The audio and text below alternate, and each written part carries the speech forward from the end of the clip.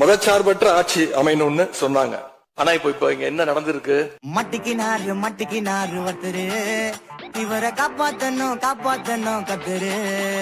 உங்க கொள்கை எதிரின்னு சொன்ன பாஜக தலைமையிலான என்டிஏ கூட்டணியில போட்டியிட்ட ஒரு சட்டமன்ற உறுப்பினரை அந்த கட்சி தலைவருக்கே தெரியாம திருட்டுத்தனமாக இந்த ஆட்சிக்கு ஆதரவு தர வச்சிருந்தீங்க.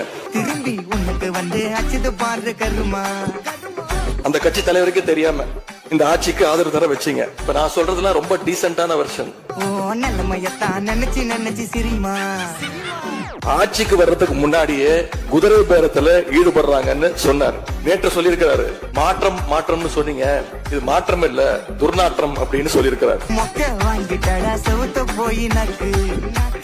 அதிமுக இன்னைக்கு கிட்டத்தட்ட 2 பிளவுபட்டிருக்கு. பிளவுபட்ட ஒரு குரூப் உங்களுக்கு ஆதரவு தெரிவிச்சிருக்கிறாங்க. பிளவுபட்ட குரூப்ல இருக்கக்கூடிய ஒரு தலைவரோட வீட்டுக்கு ஒரு புது சோஃபா போகுது. சோஃபா பின்னாடியே புது முதலமைச்சரும் அந்த வீட்டுக்கு போறாரு. புதுமையான ஆட்சின்னு சொன்னீங்க. இன்னைக்கு புஷ்பா பாணியில ஆட்சி நடந்துகிட்டு இருக்கு. நான் வாங்கி தர லாலிபப் சப்பு, நீ சோத்தல தான் போடுறியா உப்பு.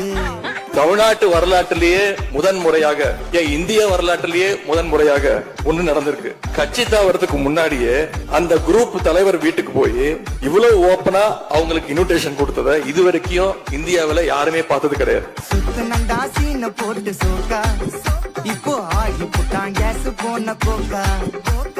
டிராகனாக சுத்து நீயே ஃபயரா, ஆல்ட்ட தீஞ்சு போன பஞ்சரான டயரா. எப்போ புள்ளி கிடப்பார் புளிச்சு போன தயிரா.